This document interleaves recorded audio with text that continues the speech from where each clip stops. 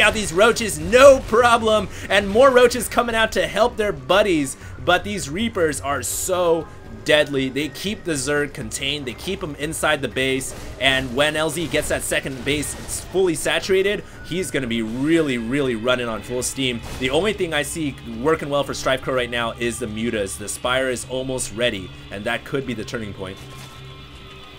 Agreed. I mean, this pack of Reapers is just so menacing. They're keeping the Zerg contained. They're rotating around. They're looking for openings. It's almost like a mosquito effect, you know? They're just patrolling around the base, looking for little openings, and then they capitalize. But Strifecro, one thing that I think really would have helped him out would have been the glial reconstitution.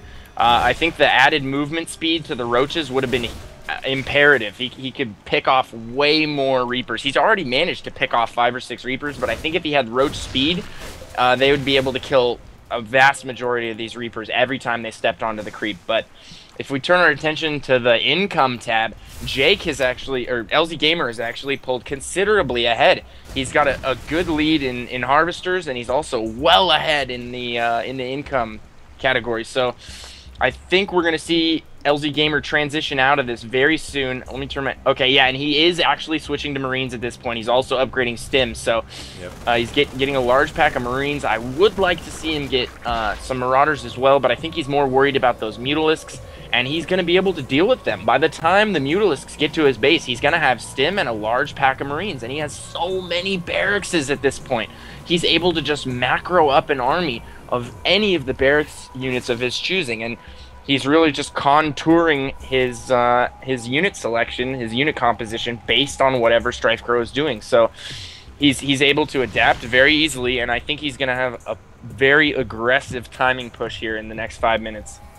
I'd really like to see Strifecro. He's obviously not going to be able to do any damage with these Mutalisks because there are missile turrets ready and prepared. There's a lot of Marines with Stim Pack as well. I'd really like to see him change his production into more drones. We did see him get about 7 earlier on, these Mutas engaging the bunkers. What Strifecro needs to do right now is catch up in economy. He needs to play catch up. He is starting to close that gap, 36 under 42. And the nice thing with these Mutas is now it's the Terran's turn to stay contained inside the base and worry about these Mutas, but there's really not that many, and LZ is quite aware of that. So like you said, there could be this window of opportunity where he pushes in with a mass Marine Reaper force, and that could be lights out for Strifecro.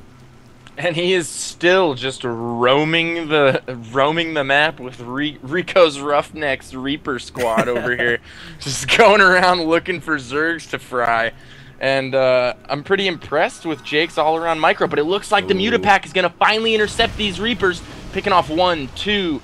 The third is at 5 HP, and it looks like he's just going to follow these Reapers around and do some damage here.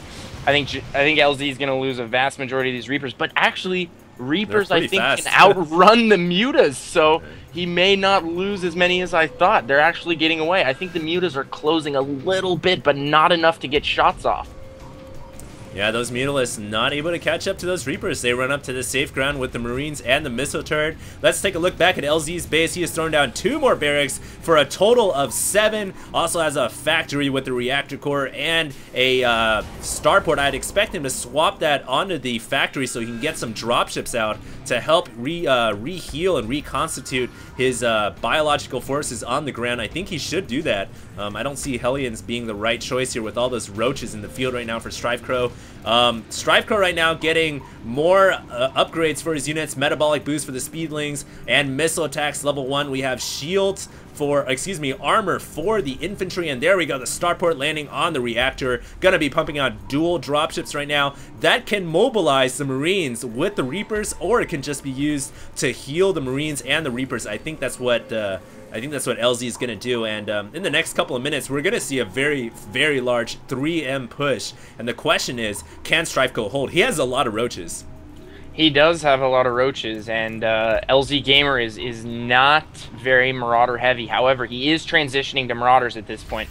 All of the barracks with Tech Labs are producing Marauders, and it looks like Strifecro is going to try and push in here. I think this is a huge mistake. He's going to lose everything. Jake's army is at least twice the size of his, and he's getting liquidated.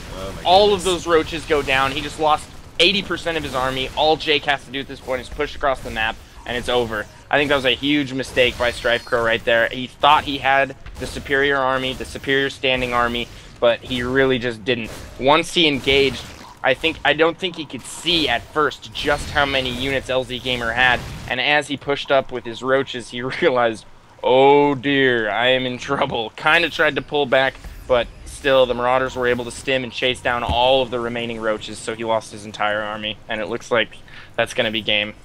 Costly blunder there for the Zerg player, but he is trying to make up for it by getting centrifugal hooks and a lot of banelings right now. He does still have a small force of roaches. The question is, if he can get a great attacks around with these banelings, he might be able to even the odds out. The centrifugal hooks is on the way. LZ is really taking his sweet time here to make the counterattack. He's allowing the Zerg player to rebuild, and here he comes, still killing off creep tumors left and right, and he finally encounters the banelings. He sees them all. The banelings running up at the Reapers, abusing the high ground. The banelings rolling in and doing some damage, but LZ's force is just too large, and I think LZ here is going to go for the win. I think Strifecro just got outplayed by a great build order from LZ.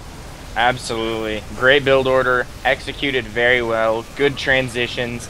He was reading Strifecro's mind, anticipated the Muta transition, had the pack of Marines waiting, had the missile turrets up, didn't get too greedy, didn't take a third, knew he was ahead, consolidated the win, and yeah, just good all-around play from LzGaMeR right there. I'm impressed. Alright guys, so hopefully you guys enjoyed that cast. Of course, stay tuned for more broadcasts to come in the near future, and big shout out to Pain User, my co-caster here, who's been a great help in casting these games, dropping the knowledge bomb of a high-level diamond player, and hopefully you guys stay tuned in for more. Yeah, thank you, HD, and yeah, stay tuned, guys. Should have another game coming up here pretty soon.